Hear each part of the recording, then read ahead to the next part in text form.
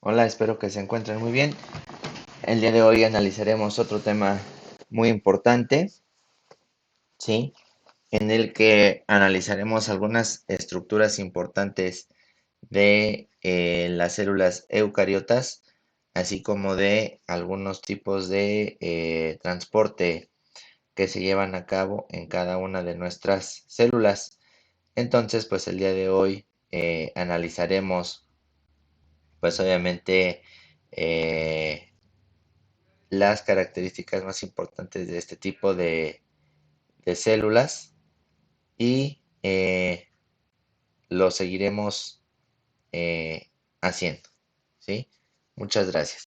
Entonces, iniciamos con los tipos de célula procariota. Como nosotros recordamos en otras charlas que hemos tenido, recordemos que existen dos tipos de célula. Una célula, pues es la procariota, que va a tener por característica principal no poseer núcleo. Y la otra va a ser la célula eucariota, que va a ser característica por poseer un núcleo en donde se va a encontrar su ADN.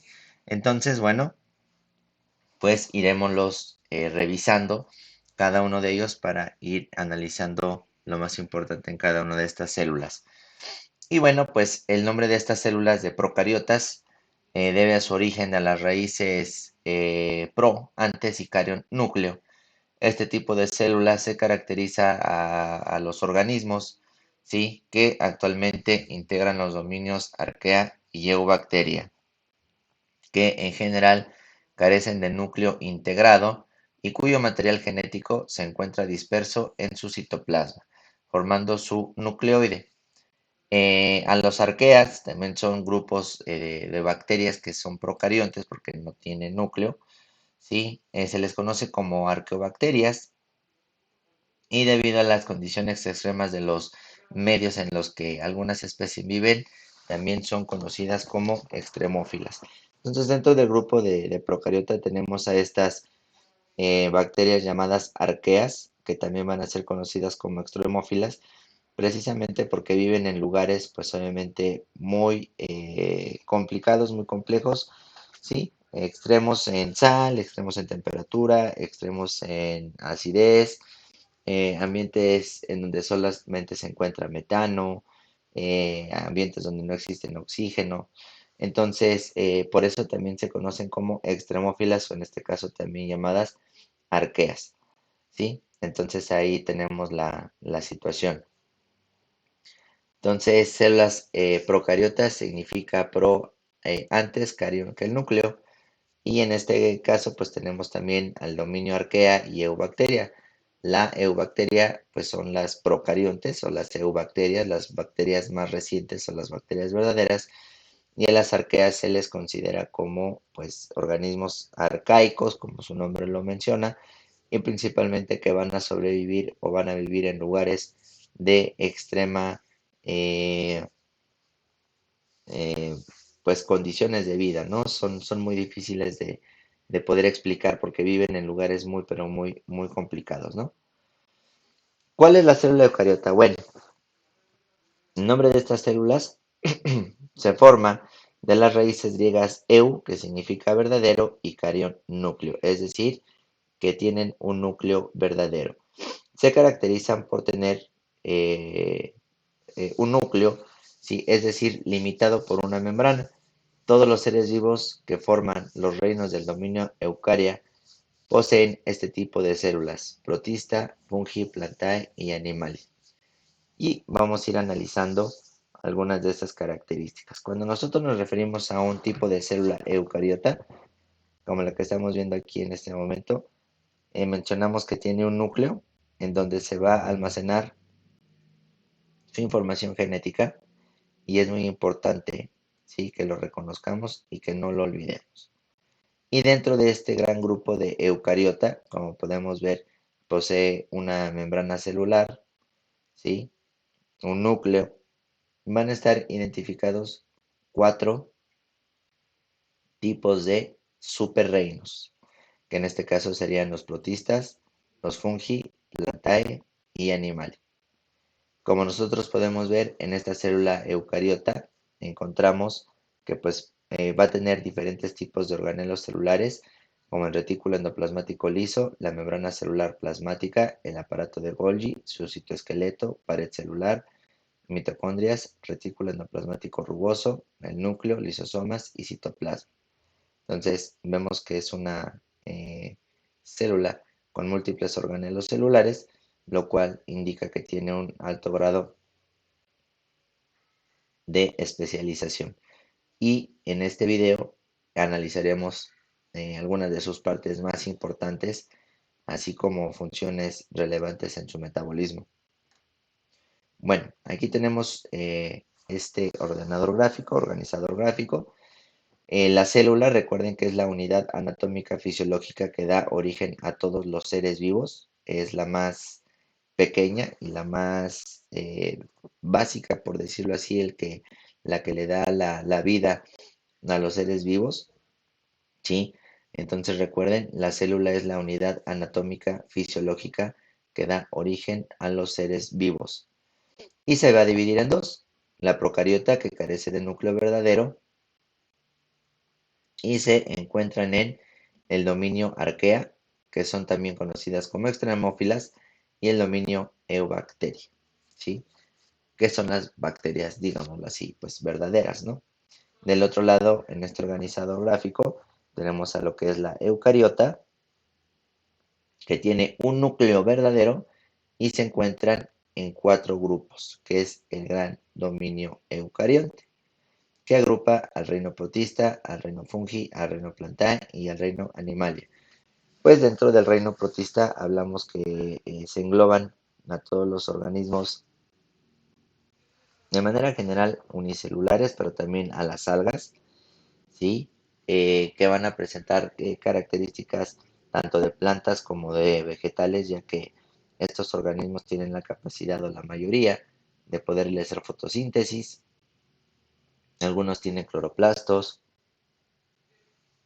otros realizan funciones metabólicas muy complejas, ¿sí? En el lado del reino fungi, pues tenemos a los hongos. El reino fungi es muy grande. Tenemos que existen pues dos variantes de hongos, macromicetos y micromicetos, tanto hongos pluricelulares como unicelulares, y cada uno de ellos tiene una característica específica. Hablábamos del reino plantae, que cuando hablamos de ellos nos referimos a todas las plantas que podemos observar a nuestro alrededor, y hablábamos también del reino animal, que son pues todos los animales, ¿sí? Completamente. Desde desde una hormiga hasta un elefante. Entonces, si analizamos con toda claridad, tenemos que la célula procariota carece de núcleo verdadero y se encuentran dos grandes grupos, que es dominio arquea y dominio eubacteria. Y dentro del grupo eucariota, que tienen un núcleo verdadero, se encuentra el dominio eucaria, que agrupa el reino protista, el reino fungi, el reino plantae y el reino animalia. La célula procariota. Bueno, ¿cuáles son las características generales y más importantes de la célula procariota? No lo debemos de olvidar. Son las células más pequeñas que las células eucariotas, con diámetros de 0.2 a 10 micras. Carecen de membrana nuclear, y sus cromosomas se encuentran dispersos en el citoplasma. Como nosotros podemos ver en esta parte de esta imagen, aquí tenemos la estructura de una bacteria, la cual su citoplasma pues es esto que está aquí, todo esto como de color verdecito, y digamos, su material genético. Una de las características principales es que se encontrará flotando dentro del citoplasma. Entonces aquí tenemos una imagen con toda claridad, ¿no? No tiene núcleo. Recuerden, la célula procariota no tiene núcleo, solamente tiene su citoplasma flotando en digamos su material genético flotando en el citoplasma. Debido a que su membrana citoplasmática está formada por una capa flexible muy fina y estructuralmente débil, muchos procariotas poseen una pared celular, como la que podemos ver aquí, de color amarillo. ¿sí? Es una capa más resistente y rígida, y dicha pared no solo protege a la membrana citoplasmática, sino que también impide que las células se hinchen y exploten. Entonces, la pared celular, como nosotros estamos viendo en este momento en la célula procariota, provee protección y aparte, pues obviamente de protección, provee esa cualidad de que la célula no explote. Recuerden, la célula procariota carece de núcleo y su material genético se encontrará flotando en el citoplasma. Entre otros organelos van a tener ellos flagelo, pilis, cápsula, sus ribosomas, nucleoide, una membrana plasmática y un citoplasma. Muchos organismos procariotas secretan cápsulas de distinto grosor formadas de manera principal por polisacáridos o proteínas. Estas se localizan en la pared celular y al microscopio se observa como una estructura externa, arrugada y relativamente rígida que las protege, como es en el caso de muchas bacterias. Y aquí tenemos una imagen de la estructura de una cápsula de una bacteria, ¿sí?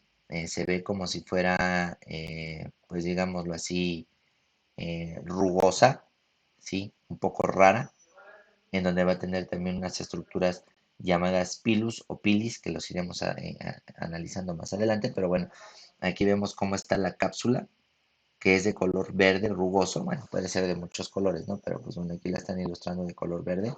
Tenemos también que después de la cápsula está la pared celular y por último la membrana plasmática de lo que es una célula procariota.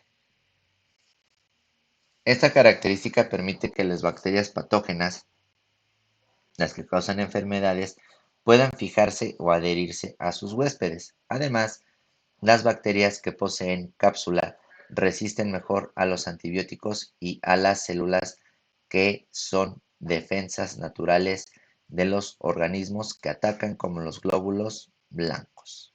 ¿Sí?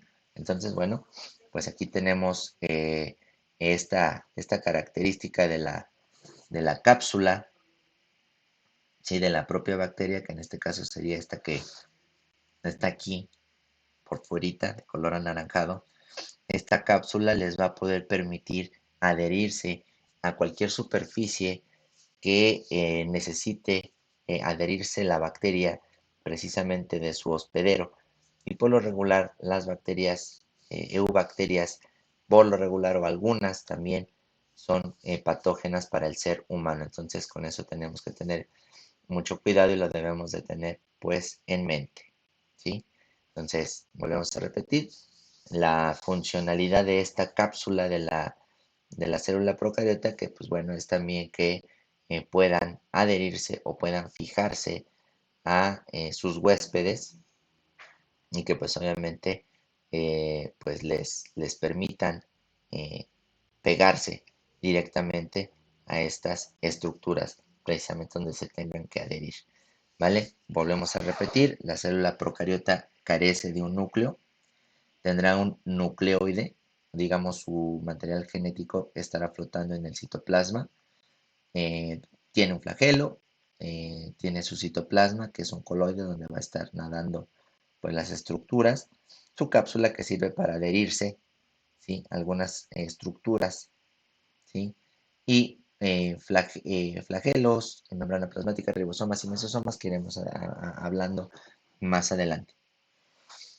Por otro lado, las células procariotas carecen de la mayoría de las estructuras u organelos celulares que poseen las células eucariotas. Pueden presentarse o pueden presentar unas proyecciones cortadas en su membrana celular llamadas pilus, en plural pili, que les sirven para unirse a otras células. Así también, algunas procariotas presentan reproducción sexual por conjugación, donde a través de un pilus sexual se transfiere el material genético de una célula a otra. Entonces, como nosotros podemos ver justamente en esta imagen, ¿sí? Podemos ver estas estructuras de color verde. Vamos a hacer un pequeño zoom aquí para que las vean de mejor manera. ¿Sí? Estas estructuras llamadas pilus ¿sí? Pues tiene la característica principal, como lo mencionábamos hace un momento aquí en las diapositivas, pues en algún momento también funcionar como estructura reproductiva de manera sexual en medio de un proceso llamado conjugación. Sin embargo, también algunas características de esta estructura o de estas estructuras es el que se puedan fijar algunas estructuras o algunas partes en específico del lugar donde pues donde estén, ¿no? Pero sin embargo, también una de las situaciones más importantes en la célula procariota por las que existen los pilus, o en plural pili, ¿sí? Es que le sirven para unirse a otras células, principalmente, como se los mencionaba, ¿no? Un poquito de la adherencia que pueden tener estas bacterias, ¿no? Y pues bueno, a su vez, pues también presentan reproducción sexual por medio de una situación que se llama conjugación, en donde a través de un pilus sexual se transfiere el material genético de una célula a otra. Es decir, en algunas ocasiones este pilis, ¿sí? O pilus se adhiere justamente a otra bacteria y justamente por esta parte existe un tipo de proceso de transformación o de paso de información genética a otra bacteria, lo cual pues obviamente provoca, por supuesto, una reproducción, ¿no? Entonces también tenemos aquí esta imagen para que vean ustedes los pilis, para qué sirven o qué son, y que pues en general también de manera muy general las células procariotas, su manera de reproducción preferida, recuerden que siempre será por una reproducción asexual. Llámese bipartición, gemación, esporulación, fisión binaria y demás. ¿Correcto? Algunas procariotas poseen flagelos, que son organelos formadas por extensiones de su membrana celular, ¿sí? Obviamente estos flagelos tienen unas estructuras muy, muy peculiares, ¿sí? Porque son como si fueran unas especies como de hilitos o de colitas que les va a permitir el movimiento dependiendo del lugar donde se encuentren. Por lo regular, este tipo de bacterias o las bacterias que llegan a presentar flagelo, por lo regular siempre estarán asociadas a un ambiente acuático. Algunas procariotas poseen flagelos, organelos formados por extensiones de su membrana celular, parecidos a pequeños látigos que impulsan a estas células en los medios líquidos y les permiten moverse. Los flagelos de este tipo de células presentan diferencias estructurales con los que poseen las células eucariotas. Entonces, en general, los flagelos pueden llegar a tener un poquito más de, digámoslo, de diferencia, ¿no? A lo mejor en su estructura, forma y tamaño, pero que sin embargo, obviamente con las eucariontes, ¿no? Pero que sin embargo, pues sirven para lo mismo, ¿sí? Los flagelos sirven para la locomoción y los flagelos siempre se encontrarán presentes principalmente en células pues digámoslo, eh, procariontes, aunque también las encontramos en las eucariontes, pero recordemos que aquí en las procariontes servirá para poder desplazarse en un medio acuático, ¿no? Entonces, pues aquí lo tenemos en claro. Seguimos viendo que, y recordándolos, siempre se los voy a estar recordando, que las células eh, procariotas carecen de núcleo, no tienen núcleo, y por esta razón su citoplasma, ¿sí? O en el citoplasma estará pues flotando directamente lo que es su ADN. Tenemos también lo que es su cápsula, ¿sí? No lo olviden. Tenemos lo que es la membrana plasmática, los ribosomas, los pilis, nucleoide y el citoplasma, como ya lo hemos estado analizando en diapositivas pasadas. ¿Sí? Muy bien, continuamos. Ahora vamos a hablar un poquito de la célula eucariota. ¿Qué significa? Lo veíamos al inicio del video. Eucariota, verdadero, cario, núcleo, es decir, presentan un verdadero núcleo, presentan un núcleo verdadero, presentan un núcleo verdadero. Y aquí lo podemos ver. ¿El núcleo dónde está? justamente en esta parte. Como nosotros podemos observar de manera muy fácil y muy sencilla, podemos ver que pues estas células son ya de un complicado, ¿sí? O un más alto nivel de organización, ya que presentan numerosas estructuras de organelos celulares, lo cual pues obviamente le permiten realizar funciones metabólicas muchísimo más especializadas. En este caso, en general, el núcleo contiene a los cromosomas, que sería la gran diferencia con las procariontes, ¿no? En este caso, en los cromosomas de la célula eucariota se encontrarán, pues obviamente, o lo que son, pues obviamente en la información genética, ¿no? En este caso, el ADN, ¿sí? Eh, En general, el núcleo, que contiene los cromosomas y uno más nucleolos, están en el centro del control de las actividades de toda célula. Está aislado del resto de la célula por una doble membrana perforada por finos canales que reciben el nombre de poros, por los que pueden pasar agua, iones, moléculas pequeñas y demás. El material nuclear o cromatina se forma con el ADN y con proteínas que posteriormente formarán a los cromosomas. Entonces, bueno, pues aquí podemos ver a lo que es la célula eucariota con un núcleo verdadero y entre ellos pues podemos observar varios organelos de relevancia importante, como es el nucleolo, membrana nuclear, cromosoma, citoplasma, membrana plasmática, microtúbulos, centriolos, mitocondria, vesículas, aparato de Golgi, ribosomas, retículo endoplasmático rugoso, nucleoplasma. Y las iremos analizando cada una de ellas. Primeramente, en la célula eucariota, la membrana nuclear exterior contiene en las membranas el retículo endoplasmático rugoso. Como nosotros podemos ver aquí, en la membrana nuclear, justamente en esta parte que está aquí, en esta parte que les estoy señalando, esta es la membrana nuclear exterior, ¿sí? Esta parte, perdón, justamente esta parte se encuentra el retículo endoplasmático rugoso. Justamente es este. El tamaño de las células eucariotas es muchísimo más grande que el de las procariotas, ya que mide de 10 a 100 micras. Su proceso de división celular es por mitosis y en las células somáticas que forman a los organismos se forma por mitosis y por meiosis las células reproductoras. Es decir, la mitosis es un tipo de reproducción, pues obviamente, o de división o de multiplicación celular que se lleva a cabo solamente en células somáticas, es decir, en células del cuerpo. Y la mitosis se llevará a cabo en células reproductoras, en este caso, pues obviamente hablando de óvulos y espermatozoides. Las células eucariotas de animales y hongos se caracterizan por ser, en su mayoría, heterótrofas y de respiración aerobia, excepto algunos hongos como las levaduras, ¿no?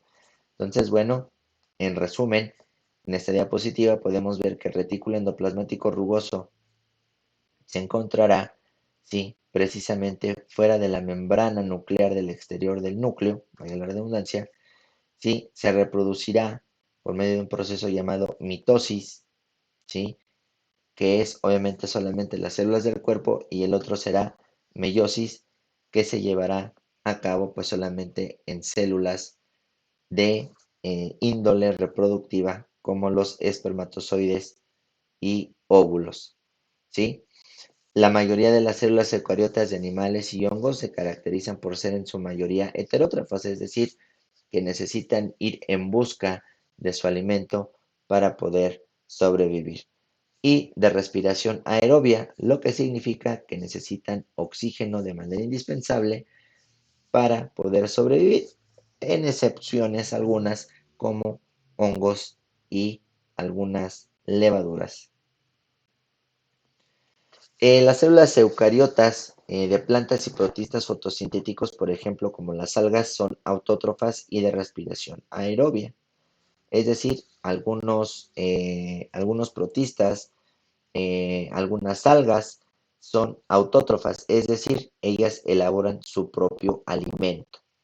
Y de respiración aerobia, es decir, que también necesitan forzosamente, pues, la respiración en base de el oxígeno, ¿no? Presentan organelos como cloroplastos, ¿sí? En las fotoautótrofas, mitocondrias, vacuolas, etc. Muchas células poseen cubiertas o envolturas celulares de distinta composición química, como las mencionadas en el grupo de los hongos, que son secretadas por las mismas células. Poseen un citoesqueleto formado por una red de fibras proteínicas que sostienen sus diversos eh, organelos, ¿no? Entonces, bueno, recordemos que hay células eucariotas que pueden ser autótrofas, pueden ser heterótrofas, tienen respiración aerobia, que es decir, que necesitan oxígeno necesariamente, otros que son anaerobios, pero eso en su menor mayoría, ¿sí? Bueno, de menor porcentaje, ¿sí? Van a presentar organelos celulares especializados en realizar una función metabólica propia de la célula. Muchas células poseen cubiertas o envolturas celulares de distinta composición química, como los mencionados en el grupo de los hongos, que son secretadas por las mismas células. Y poseen un citoesqueleto formado por una red de fibras proteicas que pues obviamente sostienen sus distintos organelos. Es decir, el citoesqueleto no se puede alcanzar a ver aquí, pero bueno, hagan de cuenta que hay dentro del citoplasma unas como pequeñas liguitas que van a permitir el sostén de los propios organelos celulares. Bueno, con respecto a la célula eucariota, en algunos organismos multicelulares como hongos y plantas, la mayor parte de los espacios intracelulares se encuentran ocupados por una matriz extracelular que une y rodea las células que forman los tejidos. Su cantidad varía de acuerdo con el organismo y la zona de su anatomía en la que se localice, ¿sí? Proporcionan protección y resistencia y ayudan a un mejor funcionamiento de los tejidos y no es propiamente una estructura que esté compuesta de proteínas y polisacáridos producidos y secretados por las mismas células que rodean. En animales, la matriz extracelular es característica en tejidos como huesos, córnea, piel y entre otros. ¿A qué se refiere esta pues, matriz extracelular? A que en determinados espacios de nuestra célula o de nuestros tejidos va a existir esta matriz que va a permitir que posiblemente exista cierto movimiento o cierta fricción entre nuestras células. ¿Sí?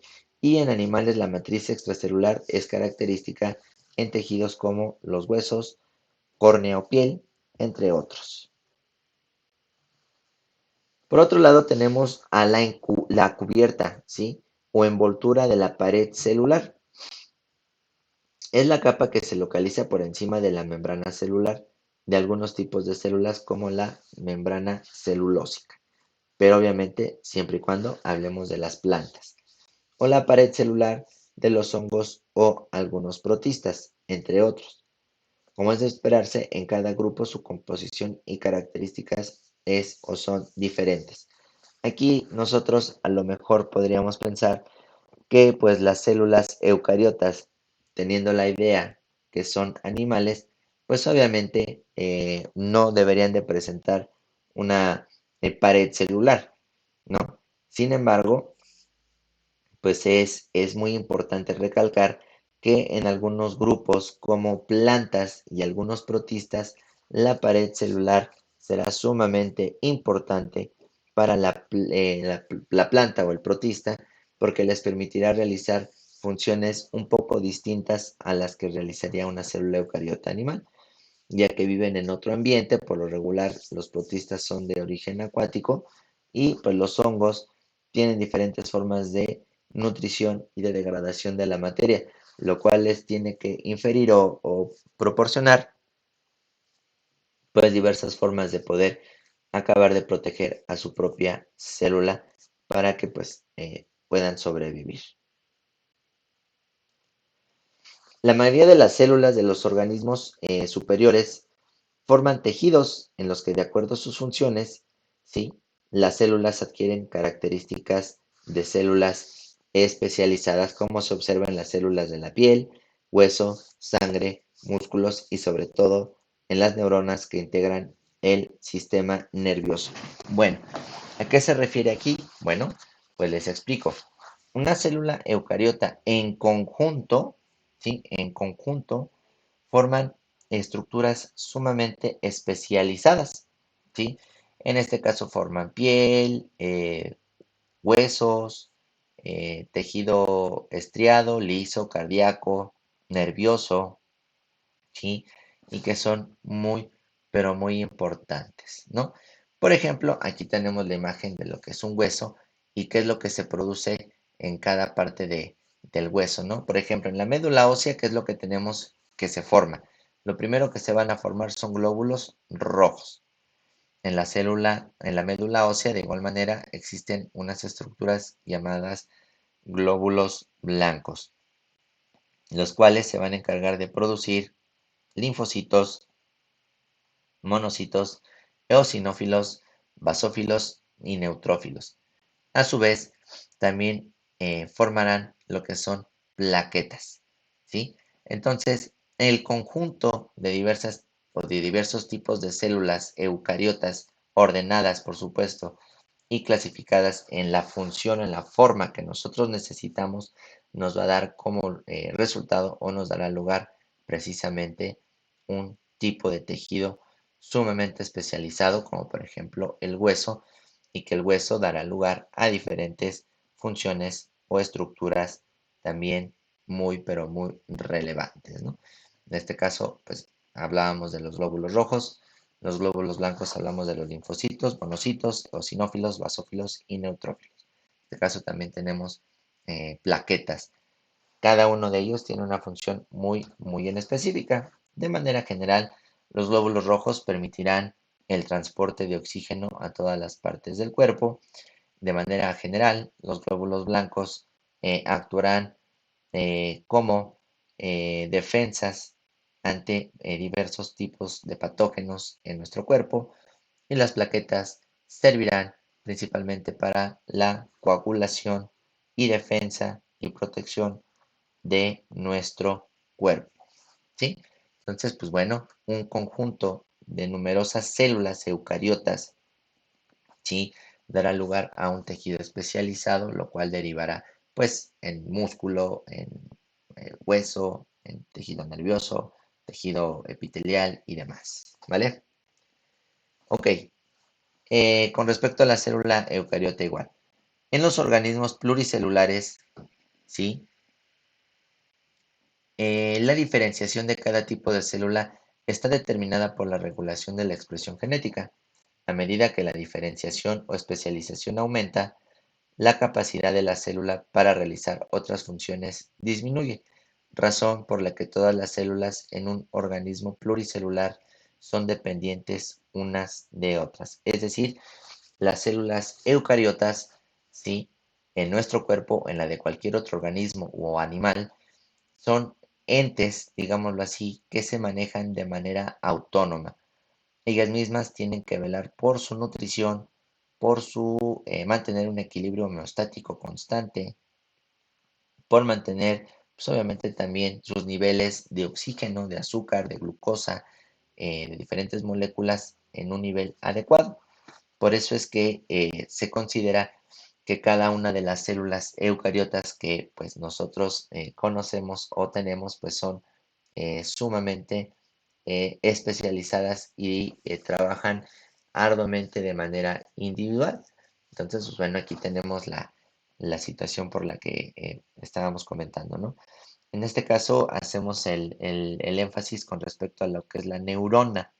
La neurona, pues obviamente es un tipo de célula que no se puede reproducir. Eh, no tiene mucho tiempo que se creía que las neuronas no se reproducían y pues no se reproducen, simplemente existen nuevas conexiones entre sí. Se han hecho estudios en las que el ciclo celular completo de una neurona puede llegar a durar hasta 60 años, ¿no? Entonces, pues sí, literalmente, pues es casi, pues imposible decir que se puedan reproducir y por eso son o se consideran como células sumamente especializadas. Así llámese la célula que forma nuestro riñón, nuestro pulmón o nuestro tejido cardíaco, pues también tienen especializaciones sumamente importantes. En este caso, pues también tenemos a lo que es nuestra célula eucariota, tenemos a lo que es la célula vegetal, sumamente importante, que no lo olvidemos. De forma simple, podría decirse que en las células vegetales existe una pared celular celulósica y cloroplastos que son las que realizan la fotosíntesis, ¿sale? Entonces, en la célula vegetal encontraremos la pared celular y cloroplastos. Recuerden cuando hablamos de célula vegetal, ¿dónde están los cloroplastos? Pues son estas estructuras, ¿sí? Que podemos ver de color verde. ¿Y cuál va a ser su pared celular? Justamente la que está aquí, ¿sí? En la célula animal, como ya se mencionó antes, las células animales se caracterizan por ser eh, heterótrofas en su mayoría y por tener una respiración aerobia, a diferencia de los vegetales que son autótrofas y respiración aerobia. Entonces, si hablamos de células animales, nos referimos a que tienen un tipo de alimentación heterótrofo, es decir, que necesitan conseguir su alimento para poder sobrevivir. Y si hablamos de organismos autótrofos, que es el caso de las células vegetales, ¿sí? Son autótrofos y se refiere al término de que ellos necesitan producir su propio alimento para realizar sus funciones metabólicas necesarias. Por lo general, tanto célula vegetal como célula animal tendrán respiración aerobia ambas. No hay diferencia y no hay ahí pues algo distinto, ¿verdad? Además, las células eucariotas animales, como las que forman los tejidos humanos, carecen de pared celular celulósica, ¿sale? Entonces, nosotros no tenemos esa pared celular. Las células animales no poseen pared celular, abusados, salvo sus, digamos, contadas excepciones, pero en realidad una célula animal jamás contará con una pared celular porque esta es característica de solamente las células vegetales. Muy bien, y bueno, ahora pues algo muy importante que son los organelos de la célula eucariota. Y la primera pues es la membrana. La membrana celular o plasmática está formada por unas estructuras llamadas fosfolípidos, además de proteger y delimitar la célula aislándola del medio externo. Es un importante mecanismo homeostático, que si recordamos nosotros la palabra homeostasis ya la hemos analizado en diferentes ocasiones, ¿sí?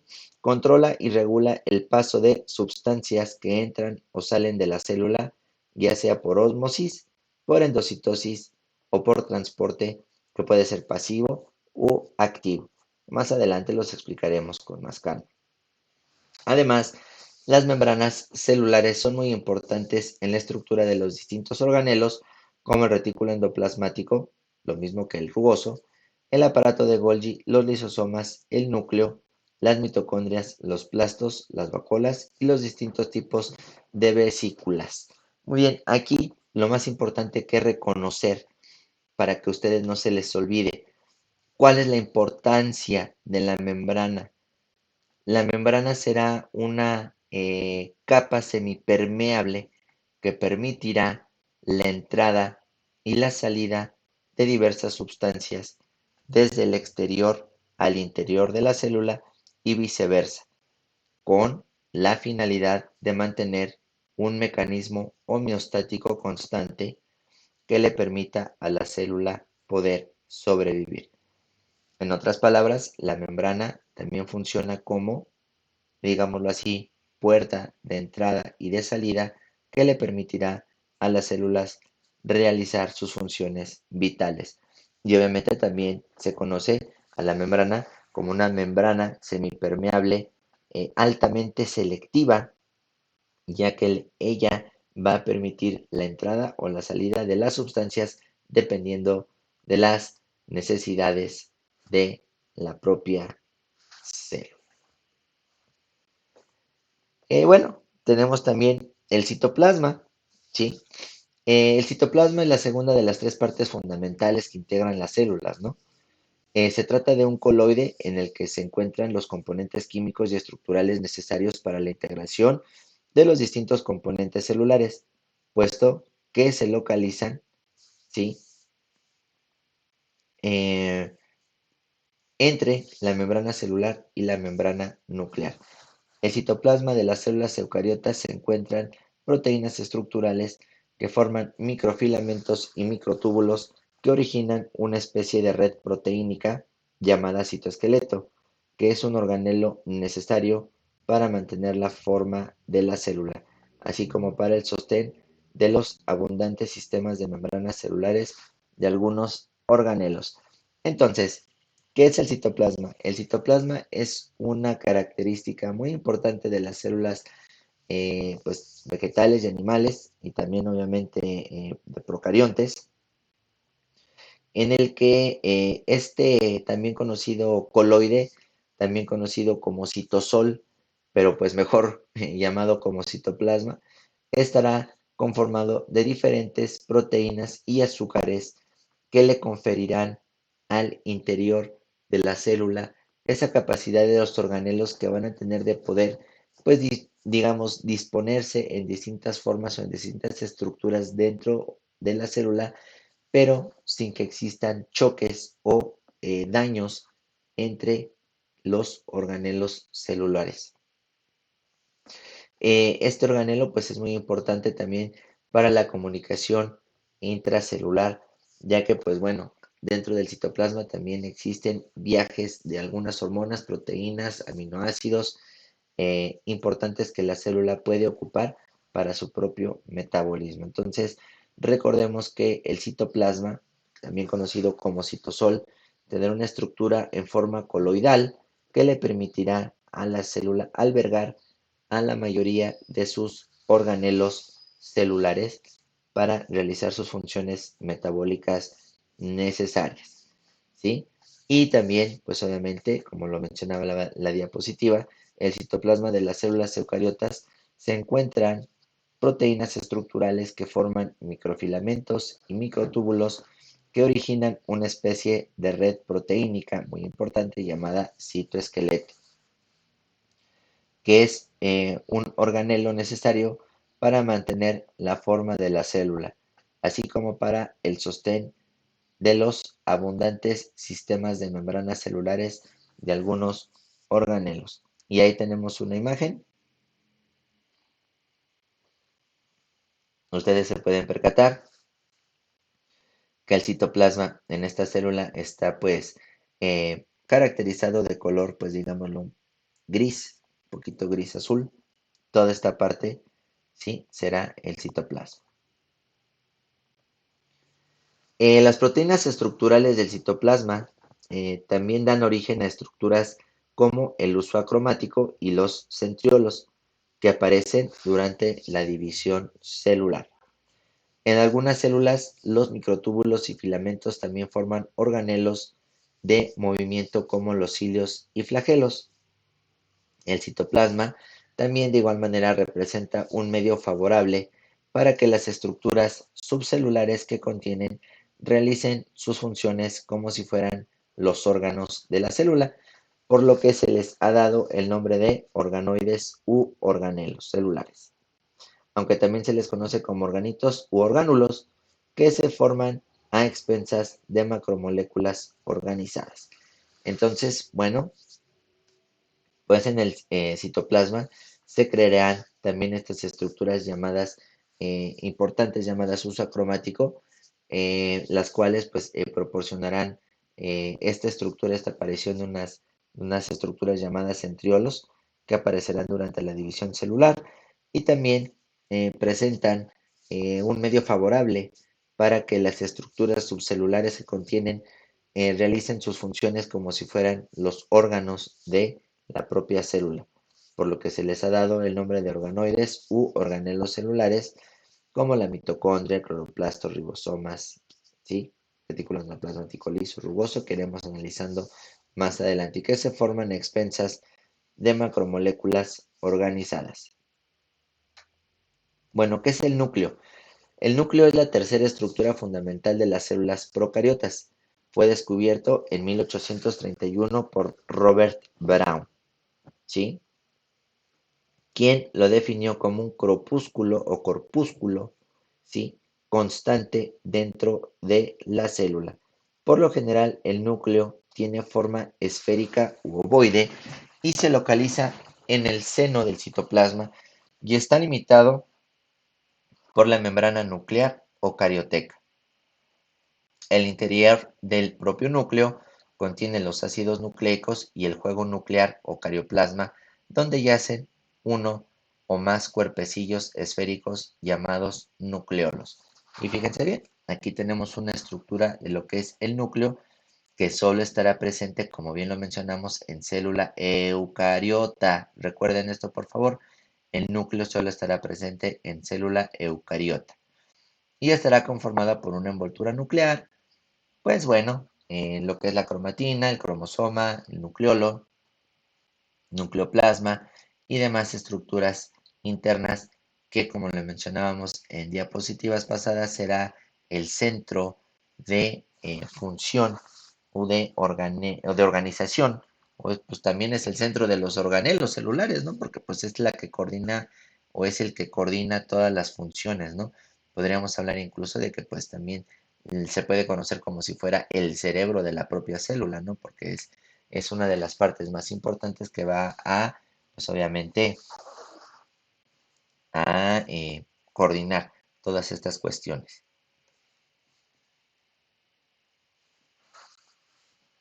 En otro aspecto, el nucleolo es el sitio de síntesis y procesamiento del ARN ribosomal y en las eucariotas es el sitio de ensamblado de las subunidades del ribosoma.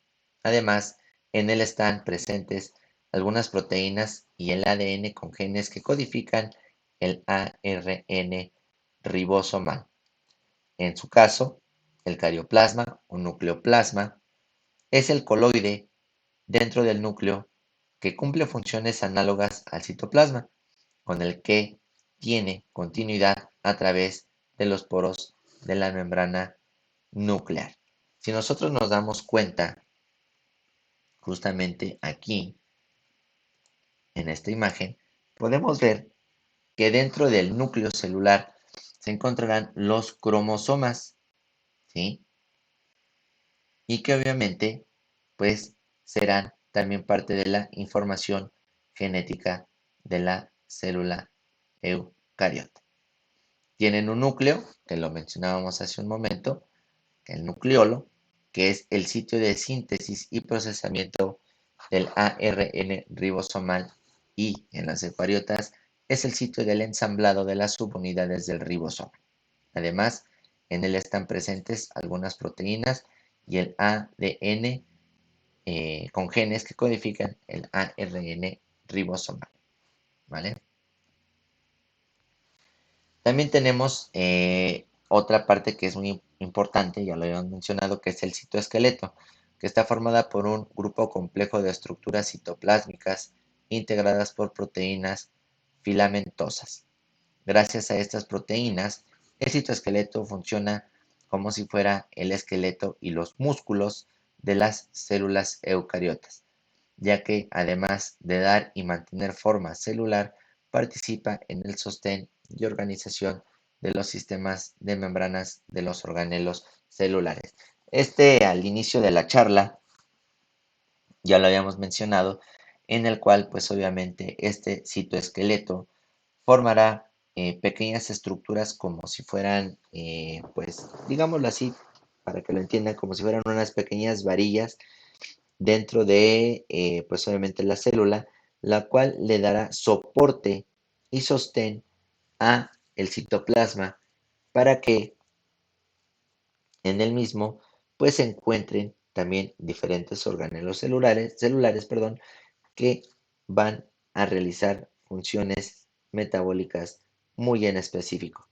Entonces, recordemos, el citoesqueleto funcionará, ¿sí? Como si fuera un esqueleto o los músculos, que además de dar y mantener forma celular, participa en el sostén y organización de los sistemas de membrana de los organelos celulares, ¿sí? Además de esa función, el citoesqueleto, a su vez, sustenta la organización interna, el movimiento celular e intracelular, la formación del uso en la mitosis y la meiosis, en los movimientos de los cromosomas, cilios y flagelos, lo mismo que en el desplazamiento y los cambios de forma o en forma de la célula, como sucede en los pseudópodos. Entonces, haciendo la analogía, podríamos decir que el citoplasma sería como en nosotros el aparato o sistema eh, músculo esquelético que nos va a proporcionar, pues obviamente, sostén y soporte a nosotros. También tenemos otras estructuras muy importantes llamadas microfilamentos, ¿sí? En la célula eucariota, y son sumamente finos, miden en promedio de 5 a 15 nanómetros. Un nanómetro se simboliza por una nm y es la mil millonésima parte de un metro. Están constituidos principalmente por actina y miosina, que son dos proteínas contráctiles, las cuales forman paquetes, ¿sí? De arreglos parecidos a un gel. Participan en distintos procesos de movilidad celular, así como en movimientos intracelulares y también de contracción. Entonces, pues sabemos que los microfilamentos también funcionarán como pues estructuras que permitirán la entrada y la salida, pues, o la, digámoslo así, mejor dicho, la contracción de diferentes estructuras dentro de la célula.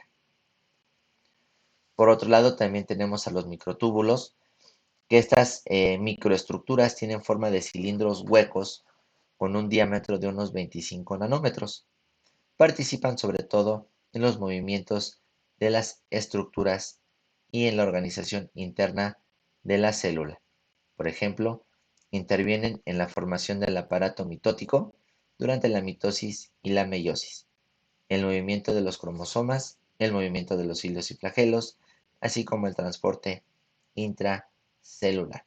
Entonces, bueno, tenemos que el microtúbulo es muy, pero muy importante con lo que respecta al movimiento de diferentes partes de nuestro o de nuestra célula. Eh, van a funcionar como eh, pues grandes directrices o directores en la cuestión de la mitosis y en la meiosis. Funcionarán también como parte de movimiento en los cromosomas y cilios y flagelos. Entonces, bueno, pues es muy importante entender que los microtúbulos también tienen una importancia elevada.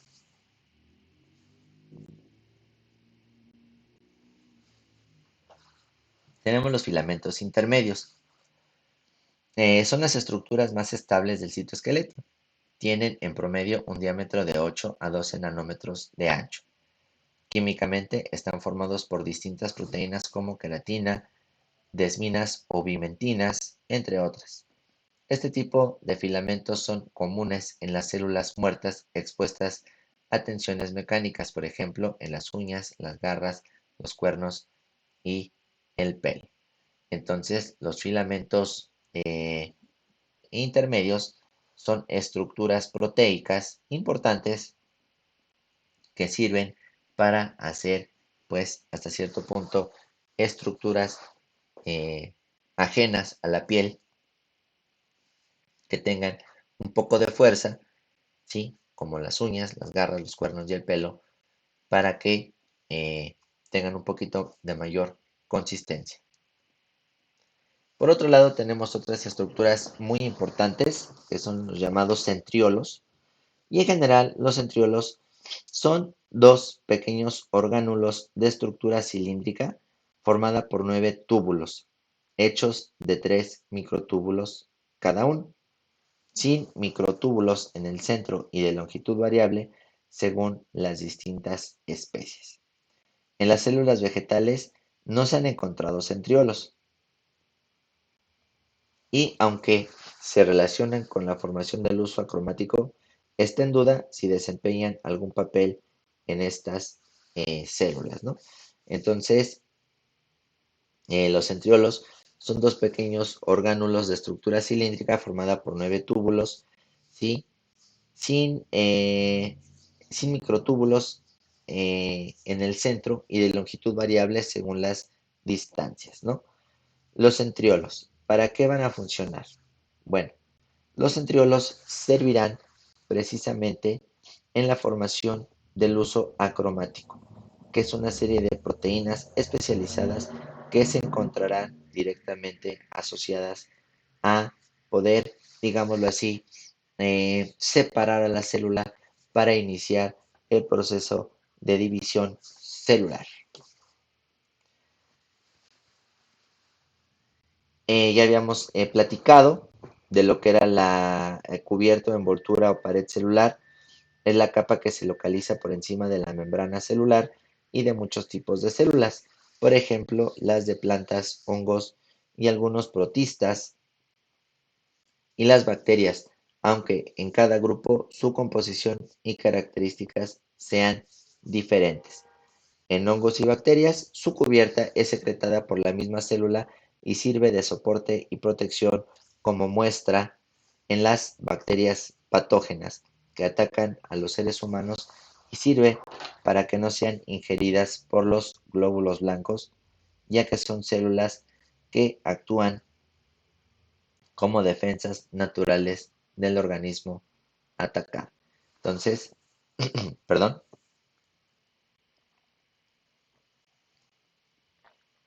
tenemos que la cubierta o envoltura o pared celular es la capa que está localizada por encima de la membrana celular de muchos tipos de célula, en ejemplo pues, de algunas plantas y algunos hongos, ¿sí? Y que sirven, pues obviamente, de soporte y protección hacia algunas infecciones patógenas que pudiesen llegar a ocurrir, ¿vale? Pero más que, aparte de, pues, protegerlas, sirve como si fueran, pues, eh, digámoslo así, como estructuras que les permite poder realizar sus movimientos a lo mejor sin tanto problema. Les da turgencia, les da estabilidad, que es muy importante. En las células vegetales, la pared celular está formada principalmente por celulosa. ¿Sí? Ese es un carbohidrato muy importante que no lo olvidemos, que secreta la célula a través de la membrana plasmática o celular. En muchos casos, las células vegetales, además de celulosa, secretan otras sustancias como la lignina, con la que forman una gruesa pared celular secundaria, que en ciertos casos llega a ser más gruesa que la misma célula a la que se rodea. Esta estructura, como se mencionó antes, no se encuentra presente en las células animales ni tampoco en las de los protistas. Otras estructuras también muy importantes de la célula eucariota serán los cilios y los flagelos. Los cilios y los flagelos son organelos encargados del movimiento celular que no están presentes en todas las células. Por su parte, los cilios son una especie de apéndices pequeños, cortos y numerosos que cubren toda la superficie de la célula. Tienen un aspecto que semeja diminutas pestañas vibrátiles que actúan de modo sincrónico. En general, pueden llegar a medir de 5 a 10 metros. Y aquí tenemos cómo es un cilio, ¿sí? Que les permitirá realizar sus funciones necesarias, principalmente de desplazamiento. En las células procariontes, el flagelo, ¿sí? Les permitirá el poder deslizarse, como ya se los había mencionado antes, en ambientes, pues obviamente acuáticos. En el caso también del cilio, en algunos ejemplos como el paramecio, les permitirá realizar su función de movimiento o incluso el poder adecuarse o adaptarse a, bueno, a acomodarse su comida para poder alimentarse. Tanto cilios como los flagelos están formados básicamente por microtúbulos, ¿sí?, hechos de proteínas estructurales. Cada cilio o flagelo contiene un anillo de 9 pares de microtúbulos fusionados y un par de no fusionados, en el centro. Los microtúbulos corren a todo lo largo del flagelo o cilio y son originados por cuerpos basales que presentan estructura y composición química semejante. El movimiento de los cilios y flagelos presentan patrones diferentes. Los cilios casi siempre se mueven de manera coordinada en hilera, como si fuera un pequeño remo. En cambio, los flagelos presentan un patrón complejo de ondulaciones. Es decir, tanto cilios y flagelos tienen una, digámoslo así, comportamiento distinto, pero pues de manera general sirven para ambas cosas, tanto para el movimiento como en su defecto para lograr adherirse o poder alimentarse en otros organismos. Otro de los organelos muy pero muy importantes en las células eucariotas tenemos a las mitocondrias, que son organelos comunes en todas las células eucariotas. Tienen un número y forma variable, aunque predominan las granulares y las alargadas parecidas a bacilos. Miden un promedio de 5 a 7 micrómetros de diámetro y hasta 7 micrómetros de longitud. Son numerosas y por lo general están uniformemente repartidas en la célula. Las mitocondrias se originan por división de las preexistentes porque poseen su propio ADN y tienen cierta autonomía. La estructura de una mitocondria está formada por lo que nosotros conocemos como matriz, ribosomas, espacio de intermembrana, gránulos, membrana interna, membrana externa y su propio ADN.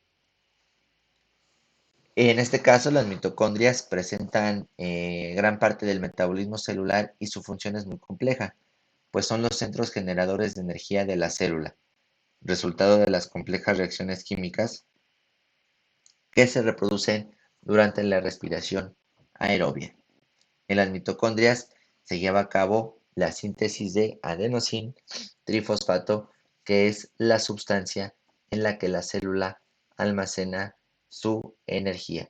Entonces, una de las situaciones más importantes en la mitocondria es el que permite la creación precisamente de energía a partir de diversas reacciones en cadenas de oxidación y reducción que vienen precisamente, como lo menciona la diapositiva, de la respiración aerobia. Pero en términos generales, lo que la mitocondria nos provee es de energía. Por su lado, los cloroplastos son organelos celulares especializados que solamente se encontrarán en células vegetales de manera general, aunque puede llegar a existir sus excepciones. Son organoides característicos de protistas, fotoautótrofos y vegetales que se originan de plastos, los cuales presentan una gran variedad de formas, tamaños y colores debido a los pigmentos que contienen. Los plastos, se caracterizan al color de las hojas, flores y frutos para poder, eh, digámoslo así, captar la mayor cantidad de energía lumínica para poder realizar su fotosíntesis. Los plastos más importantes son los cloroplastos que proceden de los protoplastos, al igual que los demás plastos aunque presentan formas y tamaños variables. Las más comunes son las formas esféricas y ovoides. De manera muy general, el cloroplasto se encuentra formada por un plastorribosoma, un plastoglóbulo, una membrana interna, un espacio intermembrana, una membrana externa, un granum, un DNA cloroplástico, un estroma, lamelas, espacio interlacoidal, membrana del tilacoide y tilacoides del grano. Los cloroplastos son visibles al microscopio óptico ya que miden entre 3 a 6 micrómetros de diámetro, es decir, es por lo regular a veces un poquito sencillos poder analizarlos. Se encuentran suspendidos en el citoplasma, sobre todo en algunas células como las del parénquima clorofílico, en las que son bastante numerosos. Se encuentran limitados por una doble membrana y el espacio interno contiene un líquido llamado estroma, en el que están sumergidas muchas estructuras de forma discoide llamadas tilacoides que se colocan una sobre otra como si fueran pilas de monedas a las que se llama grano. Aquí tenemos, este es el cloroplasto, tenemos un tilacoide, ¿sí? Aquí está el estroma y se irán apilando como si fueran discos, ¿sí? Que formarán la situación importante de que todo este complejo, eh, pues digámoslo así, difícil, proporcione energía a todos los organismos. Por otro lado tenemos a los ribosomas y en los ribosomas se fabrican las proteínas celulares que son seleccionadas y distribuidas por toda la célula a través del retículo endoplasmático. Los ribosomas son organoides granulares formados por ARN y proteínas. Su diámetro mide aproximadamente 30 nanómetros.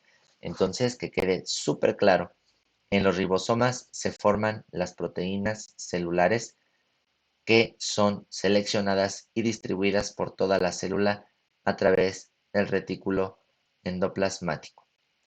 Los ribosomas son organoides granulares formados por ARN y proteínas.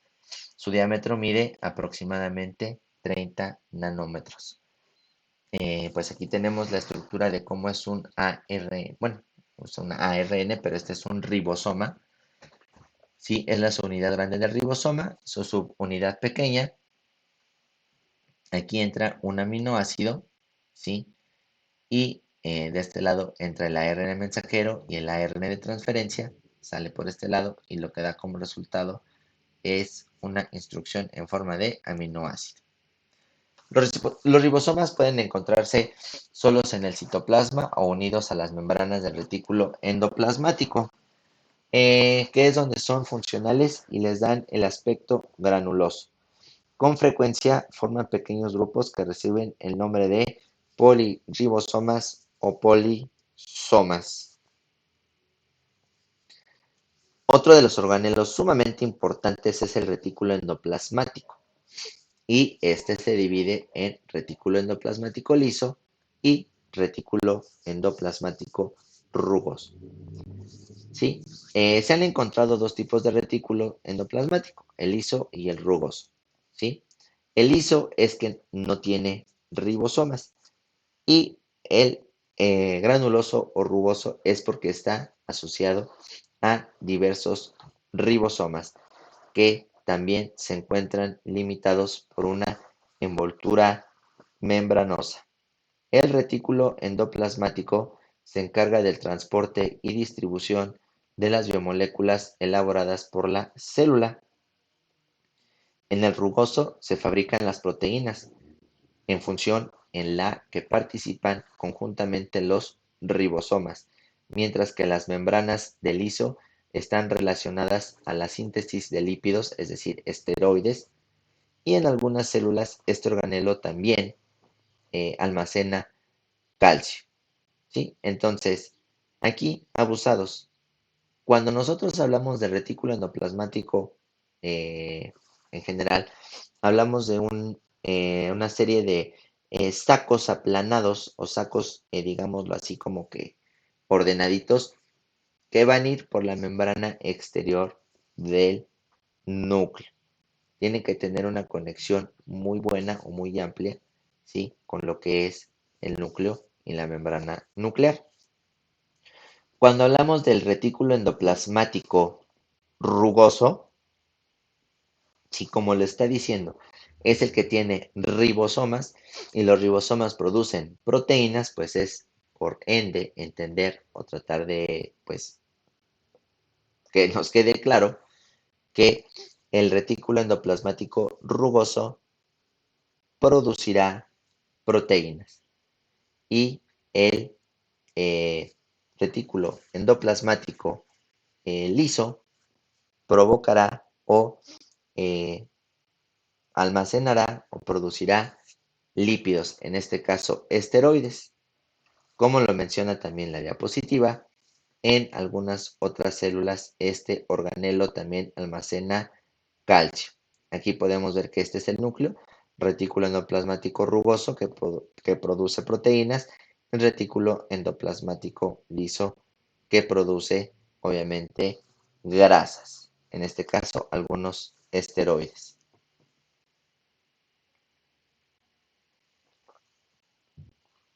Por otro lado tenemos el aparato de Golgi o, bueno, ¿qué es lo que hace? Realiza la formación de glicoproteínas mediante la adición de moléculas de azúcar a las proteínas en tránsito, proceso conocido como glicosilación. La separación de las proteínas y los lípidos que recibe del retículo endoplasmático según su destino final.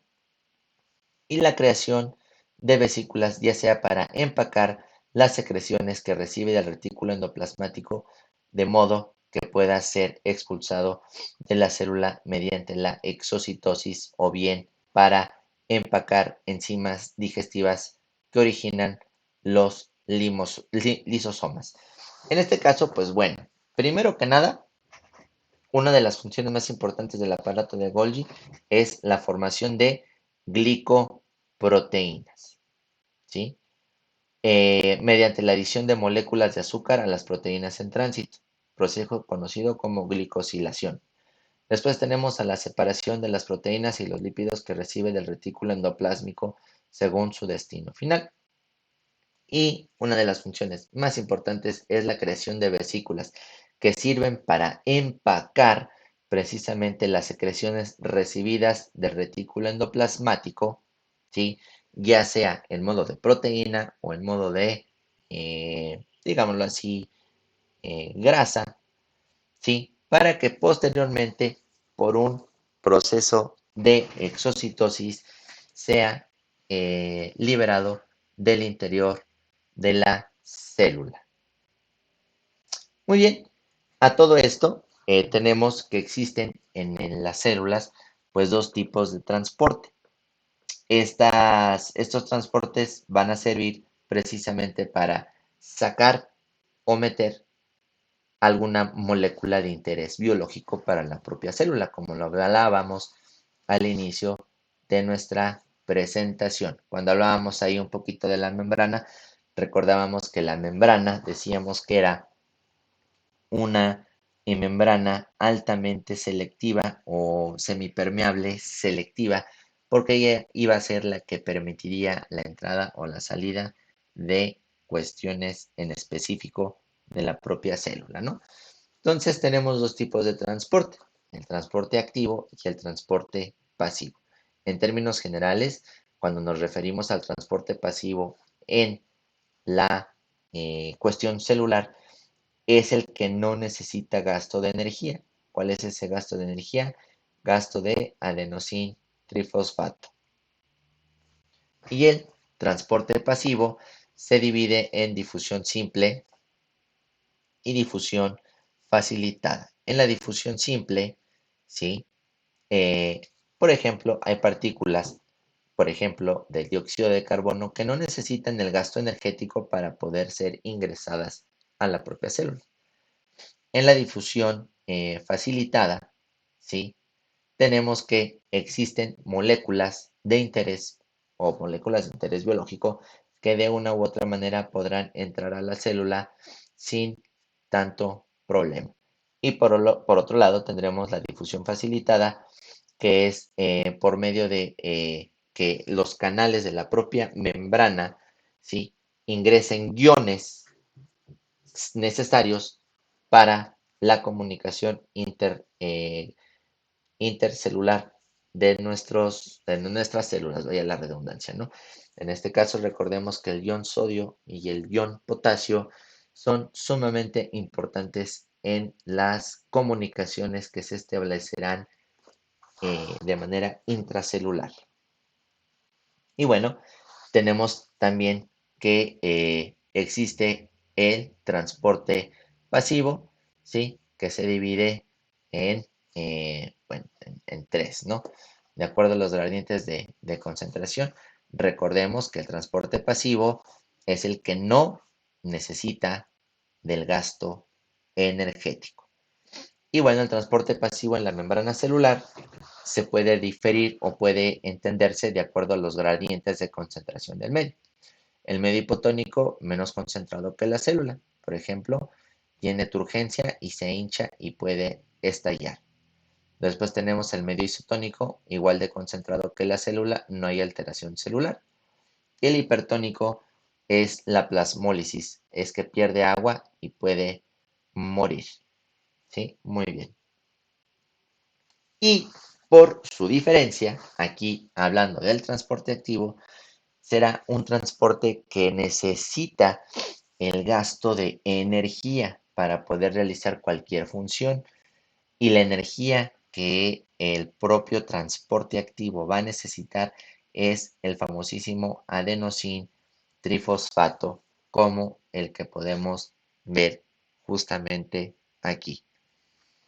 El paso de sustancias en contra del gradiente de concentración a través de proteínas es un tipo de transporte activo porque requiere al ATP, la molécula de energía, para llevarse a cabo. Es decir, en la membrana celular existirán algunas proteínas selectivas que necesitarán la oxidación y reducción de algunas moléculas de ATP para que exista la fuerza necesaria para que entre una molécula o salga una molécula de acuerdo a el gradiente de concentración que se tenga. Entonces, en este caso, en el transporte activo, sí se hará gasto de energía precisamente para dejar entrar alguna molécula de interés biológico que sea muy pesada o que no sea fácil de transportar. Entonces, sí se utilizará el transporte activo. ¿Sí? Muy bien, pues en este caso, en este video, hemos avanzado bastante y creo que muy bien, en donde analizamos las características, pues obviamente, de las células, tanto eucariotas como procariotas, así como algunas de sus características más importantes, además de haber revisado aquí, ya en lo último, pues la importancia de lo que es el transporte activo y transporte pasivo de manera muy general. Sin más, pues agradezco su atención prestada a esta charla. Si tienen dudas, sugiero volver a ver el video en algunos lugares donde les haya costado un poquito más de trabajo, y si no, pues quedo a sus órdenes. Muchísimas gracias por su atención.